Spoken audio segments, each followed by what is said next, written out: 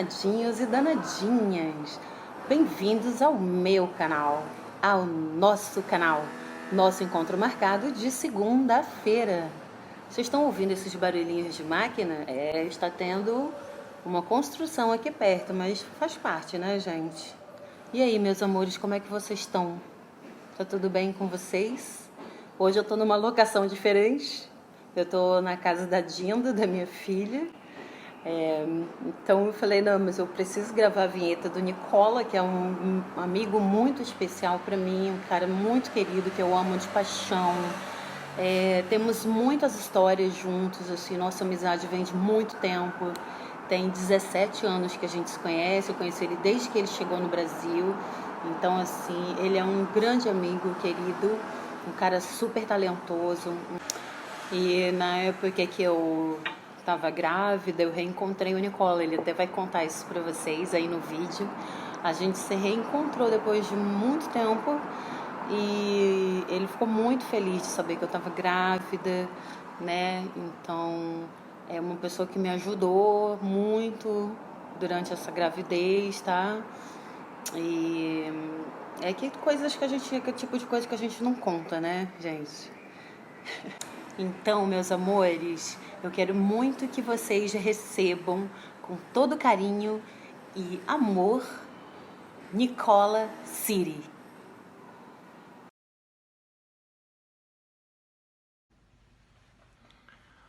Olá, danadinhas e danadinhos do canal da Dana da Favela. Como é que vocês estão? Tudo bem? Espero que essa quarentena seja ótima para vocês também. Eu nasci em Gênova, Itália, no dia 20 de setembro de 1968. E a minha infância foi super feliz. Tive a sorte de nascer e viver numa família extremamente acolhedora, extremamente feliz mesmo. Meus pais ainda hoje estão juntos, depois de quase 60 anos de casamento. E eu tenho um irmão mais velho do que eu, de 4 anos. E o que a gente fazia? Eu jogava bola o dia inteiro, mas não saía muito de casa. A gente morava em um bairro de Gênova, tipo subúrbio, muito popular, muito denso de pessoa, uma população extremamente grande. Mas é tudo rua, praça, rua, tudo cimento. E eu não gostava muito de sair, então a gente ficava o dia inteiro em casa, jogando bola, estudando, logicamente, porque meu pai sempre ele queria da gente que fizesse o próprio dever. E o nosso dever sempre foi a escola, logicamente. Então a gente fazia exatamente isso. E se você fizesse bem o seu dever, você podia fazer então qualquer coisa. Pelo fato que eu ia muito bem na escola, então eu pude também começar a ir jogar nos times. Meu pai é italiano e minha mãe é brasileira. Minha mãe nasceu em Campo Grande, Mato Grosso do Sul. Então essa é a minha grande ligação com o Brasil. Minha mãe sempre via música brasileira, sempre teve uma conexão gigante com o Brasil, também porque as primas, os primos, os tios ainda moravam no Brasil, e ainda moram, quem ainda está vivo. E a gente tinha a nossa avó, a mãe da minha mãe, a vovó a gente chamava, que ela era paraguaia. Nós praticamente viveu um terço da vida no Paraguai, um terço da vida no Brasil, um terço da vida na Itália. E que morava sempre, que morava de vez em quando com a gente, porque praticamente ficava hospedada nas casas das irmãs. Minha mãe tem outras 3 irmãs. E ela também sempre contava um monte de coisas sobre o Mato Grosso, sobre onde ela nasceu, onde ela fez as filhas e o filho, então meu tio, as minhas tias e minha mãe, logicamente. Minha avó falava, era meio italiano, meio castelhano, espanhol, porque de nascença paraguaia, meio português, era muito louco. E ela dormia no... minha avó falava era meio italiano, meio castelhano, espanhol, porque de nascença paraguaia, meio português, era muito louco. Ela dormia no nosso quarto quando ficava na nossa casa. Ela sempre contava essas histórias, era muito legal. Então, para mim, o Brasil sempre foi uma terra mágica. Para mim, realmente uma terra mágica, com histórias incríveis, com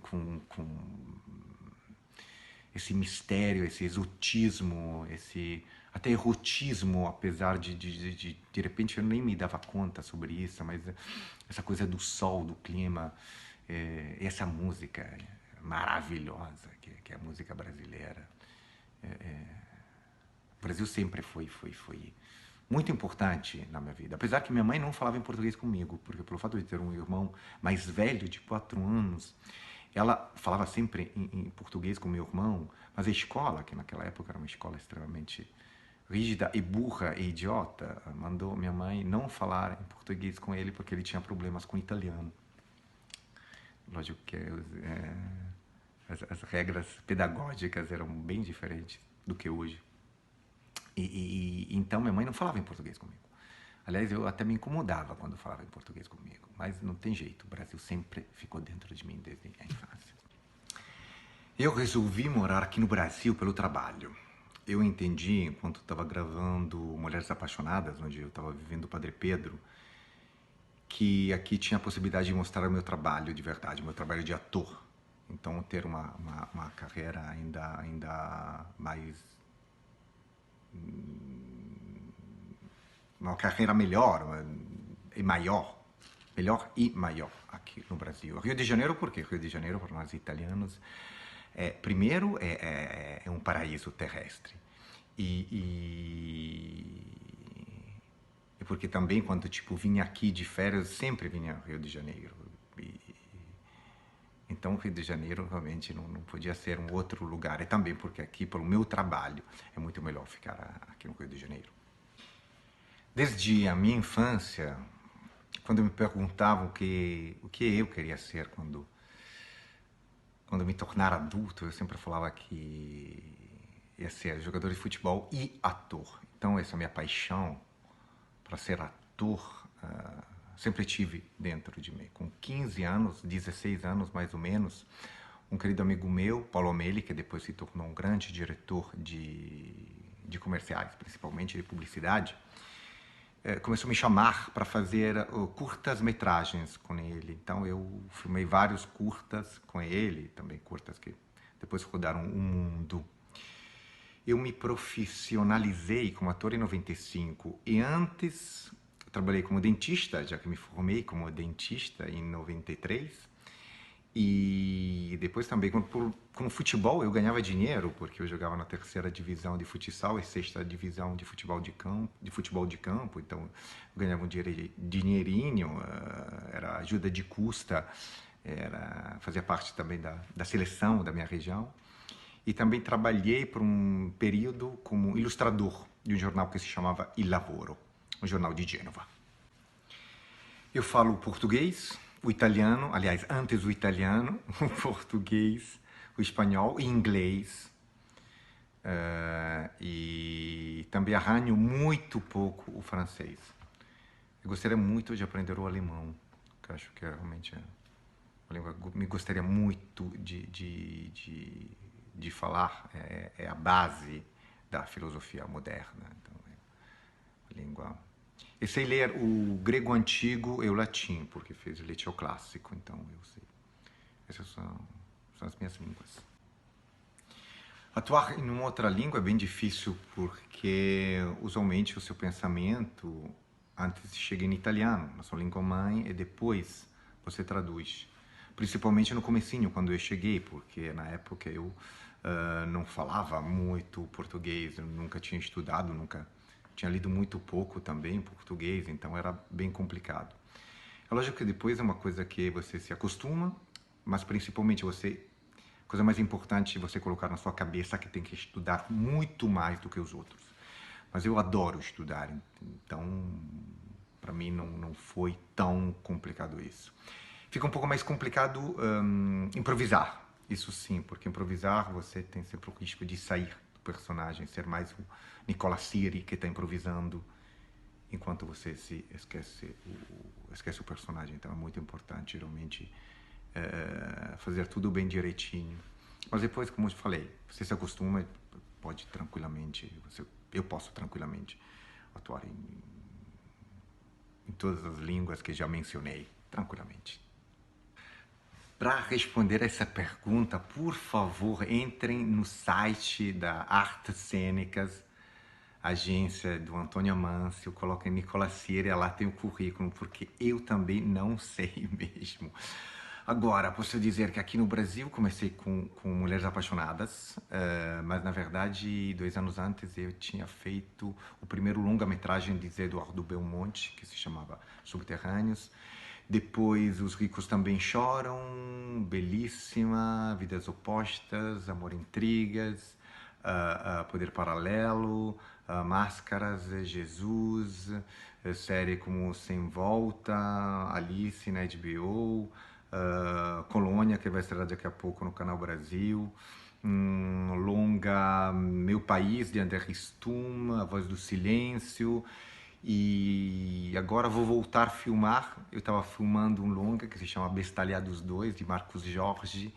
E depois da quarentena, daqui a pouquinho, vamos voltar a filmar esse longa maravilhoso. Sim, eu penso em ser diretor um dia. Já dirigi uma peça de teatro na Itália e também fiz em 96 e também os movimentos de outras 2 peças de teatro, sempre na Itália. Porque eu fiz muito teatro-dança também na Itália e sempre tive um ótimo olhar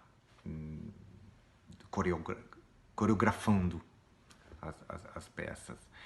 E naturalmente a direção é uma coisa que me estimula muito, é muito legal. Aliás, muitas pessoas sempre me perguntam por que não estou dirigindo, porque o meu olhar de diretor é um bom olhar. Sei dirigir bem os atores, entendo bem a história. Agora, contar a história com aquela arte, com aquele carinho que uma história merece ser contada, isso de repente vai ser um pouco mais difícil. Mas como sempre, com estudo você chega a qualquer lugar. Então sim, vou ser diretor, vou ser cineasta, sim. Eu gostaria muito de trabalhar com Meirelles e com Walter Salles, com certeza, aqui no Brasil. Se pensa em Hollywood, eu gostaria muito de trabalhar com Tarantino. Eu acho que ele é maravilhoso, ama muito os atores, as histórias sempre bem bacanas.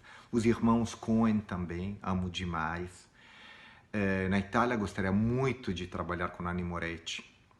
Nanni Moretti eu acho que é o diretor que mais me agrada. E tem muitos que infelizmente já faleceram, como Ingmar Bergman, logicamente, e Fellini, que é meu diretor favorito.